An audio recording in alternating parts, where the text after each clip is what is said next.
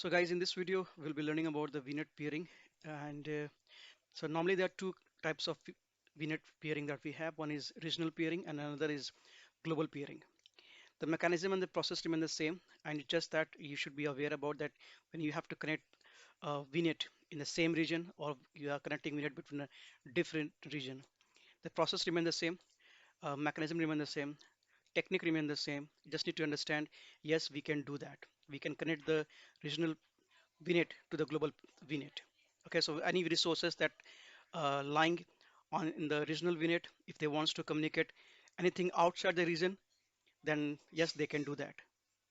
How they do that, what process they have to follow, what role they are required.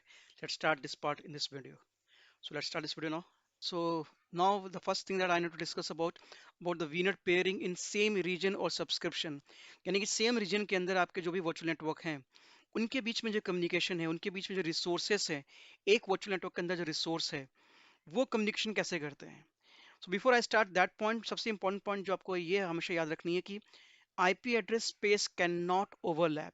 यानी कि same IP address आप across region या across within the same VNet नहीं use कर सकते हो. One IP address assign to one resource, that's simple. It should never be overlap. Okay, now ये point clear होने के बाद लेट्स टॉक अबाउट कि अब ये कम्युनिकेशन कैसे होगा. बाय डिफॉल्ट जो भी रिसोर्सेस एक वीनेट के अंदर है वो बाय डिफॉल्ट अपने आप कम्युनिकेशन करते हैं. Okay, so there is no nothing that you have to do to make any communication take place. Communication by default अपने आप होगा for all the resources that falls within the same VNet. यानी एक VNet के अंदर अगर आपके 10 virtual machine है या 10 डिफरेंट सर्वर्स हैं और अगर आपको कम्युनिकेशन करानी है तो बाय डिफॉल्ट वो होगा. Okay, so now what's take an example जहां पे आपको एक से ज्यादा वर्चुअल नेटवर्क हो in the same region. Okay, अगर सेम रीजन में एक से ज्यादा वर्चुअल नेटवर्क है और वहां पे आपको कम्युनिकेशन करानी है तो वो कैसे होगा. Let's watch this that part now.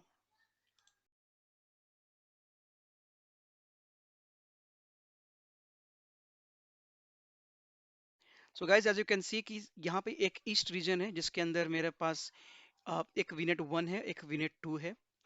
अब मैं यहाँ पे दोनों वीनेट के जो रिसोर्सेस हैं, फॉर एग्जांपल मैंने यहाँ पे ले रखा है दो वर्चुअल मशीन, अगर इनके बीच में कम्युनिकेशन कराना है so by default communication between two VNet is always disable. So by default they cannot talk to each other. So दो different VNet सेम रीजन के हैं तो भी आपस में कम्युनिकेट नहीं कर सकते हैं by default. You have to enable the communication. Okay, so second point यहाँ पे आता है कि हम एनेबल कैसे करेंगे. No, to enable the communication between two different VNet that falls in the same region, उसके लिए आपके एज ए नेटवर्क इंजीनियर आपके पास जो एक रोल असाइन होता है वो रोल होता है कंट्रीब्यूटर का. ओके, सो Azure कहता है कि you should be a role of a contributor to initiate the communication between two virtual network. Okay, so VNet 1 के अंदर अगर मेरे पास 10 रिसोर्सेस हैं, VNet 2 के अंदर भी मेरे पास 10 रिसोर्स हैं, चाहे 5 हैं, चाहे 15, चाहे 1000 हैं, इनके बीच में अगर मुझे कम्युनिकेशन करानी है तो मुझे अगर पेयरिंग बनानी है सबसे पहले इंपॉर्टेंट बात है कि मुझे I should have a role of a network contributor. Okay, second thing, अब ये कम्युनिकेशन होगा कैसे. नॉर्मली अगर कोई कम्युनिकेशन हमें कराना होता है तो हम करते कैसे हैं. The multiple ways that we can establish the communication. हम यूज कर सकते हैं साइट टू साइट VPN, हम यूज कर सकते हैं एक्सप्रेस राउट. बट माइक्रोसॉफ्ट एक अनदर कॉन्सेप्ट के साथ आया जिसने ये बोला कि instead of using the express route और site to site VPN because that will create burden on the bandwidth, in terms of bandwidth, in terms of latency, in terms of circuit capability, circuit response time, all those factors भी वो सारे इसके अंदर आने शुरू हो जाते हैं. तो माइक्रोसॉफ्ट ने ये बोला कि क्योंकि ये कम्युनिकेशन जो हो रहा है ये प्योरली प्राइवेट आईपी के बीच में होता है. Okay, so second important point आता है कि जो भी कम्युनिकेशन होगा वीनेट पेयरिंग के अंतर्गत वो सारे सारे प्राइवेट आईपी के अंतर्गत होगा. There will be no public IP. Okay, so अगर दो प्राइवेट आईपी के बीच में अगर कम्युनिकेशन कराना है तो हम क्यों किसी एक सर्किट का यूज करें अनलेस अनटिल हमें वो चीज रिक्वायर्ड ना हो. अगर हम मान लेते हैं 1 2 3 मिनट के अलावा आपके पास 10 मिनट्स है या 50 मिनट्स है या 100 मिनट्स है, अब उनको आपस में कम्युनिकेशन एस्टेब्लिश करना है, तो क्या होगा? तो फिर क्या होगा? फॉर एग्जांपल यहाँ पे मान लेते हैं कि यहाँ पे यूनिट 1 हो गया, फिर 2 हो गया, फिर 3 हो गया, 4 हो गया, 5 हो गया, 6 हो गया। अगर इनके बीच में हमें कम्युनिकेशन करानी है तो हम क्या करेंगे? इसका इससे पेयरिंग करना पड़ेगा, इससे पेयरिंग करना पड़ेगा, इसका इससे पेयरिंग करना पड़ेगा, इसका इससे करना पड़ेगा, इसका इसका करना पड़ेगा, फिर इसका इसका करना पड़ेगा, इससे इससे करना पड़ेगा, फिर इसको। तो as you can see it's becoming the creating concept called the full mesh. ये आपका पूरा फुल मेश हो गया यहाँ पे। ठीक है। सो लॉट्स ऑफ, अगर फुल मेश होगा तो फिर वही lots of connectivity, lots of rules, और वो से आपका कनेक्शन एस्टेब्लिश करना पड़ेगा। इस चीज को दूर करने के लिए कॉन्सेप्ट यहाँ पे आता है हब एंड स्पोक का।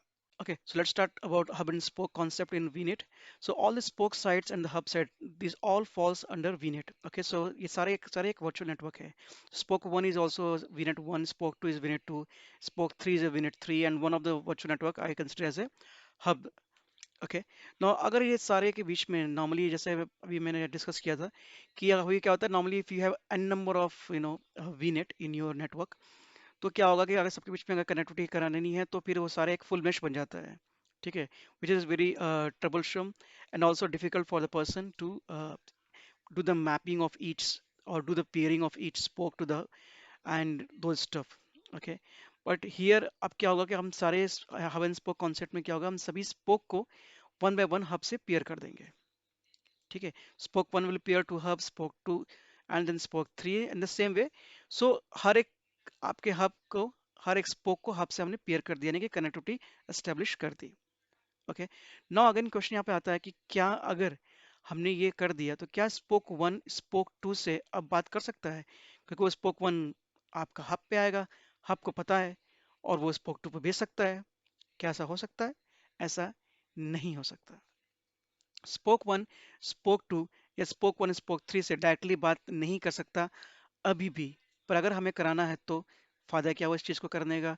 हमने हब एंड स्पोक कर दिया, बिकॉज नॉर्मल ट्रेडिशनल राउटिंग में तो ऐसा होता है कि हम एज पर कन्फिग्रेशन हम हब एंड स्पोक की कन्फिग्रेशन अगर चाहे तो फेज वन के हिसाब से, फेज टू के हिसाब से अपना, या फेज थ्री के हिसाब से, जैसे भी आपकी कनेक्टिविटी आपने एस्टेब्लिश करनी है, आप स्पोक टू स्पोक कनेक्टिविटी करा सकते हो। बट रिमेंबर टर्म कि हमें कन्फिग्रेशन वहाँ पे करना होता है। Same goes to Azure now. यहाँ पे भी आपको वो कन्फिग्रेशन करना पड़ेगा जहाँ पे एक स्पोक दूसरे स्पोक से कम्युनिकेट कर सके। सो टिल नाउ इसके अंदर वो फीचर नहीं है कि वो कम्युनिकेट कर सके। बट अगर मुझे अब कम्युनिकेट कराना है तो मैं क्या करूँ? तो उसके लिए बेस्ट तरीका ये होता है कि या तो आप Azure का फायरवॉल यूज करो। ठीक है, लेट्स सपोज यहाँ पे एक डिवाइस है, वो Azure का फायरवॉल है।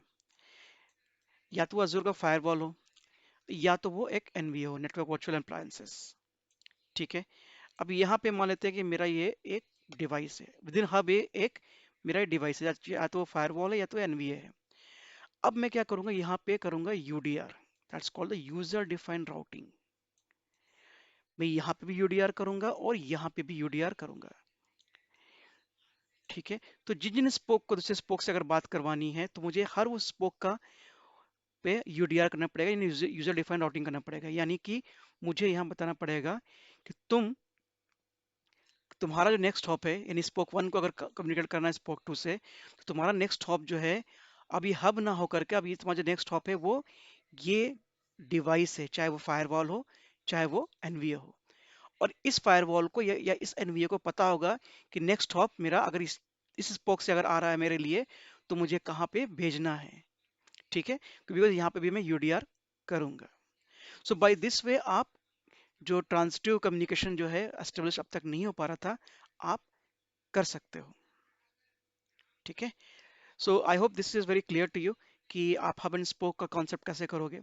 तो पॉइंट यहाँ पे आता है कि अगर हम यहाँ पे हब को, यानी कि अगर ऑन प्रेमाइसेस डिवाइसेस को कम्युनिकेट कराना चाहें तो कैसे होगा। ठीक है, so let's move to that part कि हम ऑन प्रेमाइसेस डिवाइसेस को अब यहाँ पे अगर मुझे कम्युनिकेट कराना है विथ आवर वी नेट, तो वो कम्युनिकेट कैसे होगा। ठीक है, so let's move to that part now.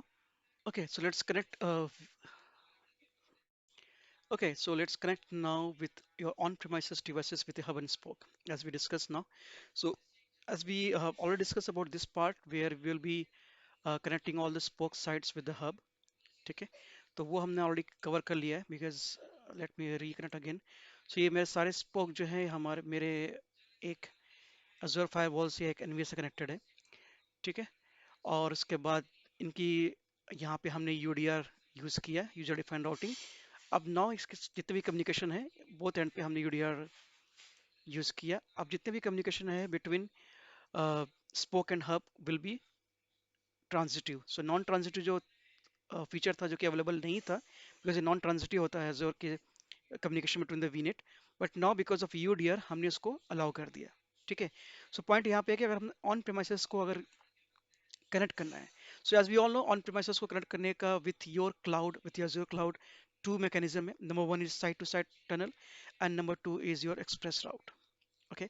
So let's take an example, like यहाँ पे अगर मान लेते हैं कि मेरा ऑन प्रेमाइसेस और इसके बीच में अगर मैंने ये कम्युनिकेशन एस्टेब्लिश कर दिया, ठीक है, या तो मैंने side to side VPN use किया या तो मैंने एक्सप्रेस राउट यूज किया।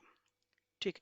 अब ये उससे होगा क्या कि हब साइड पे जो मतलब यहाँ पे मेरा एक कोई वीपीएन गेटवे है या एक्सप्रेस राउट है, यहाँ पे मैं क्या करूँगा, अलाउ करूँगा gateway transit on the hub side, और जो भी मेरे स्पोक साइड्स हैं उनको मैं अलाउ कर देता हूँ यूज रिमोट गेटवे। ठीक है। अब इससे फायदा क्या होगा?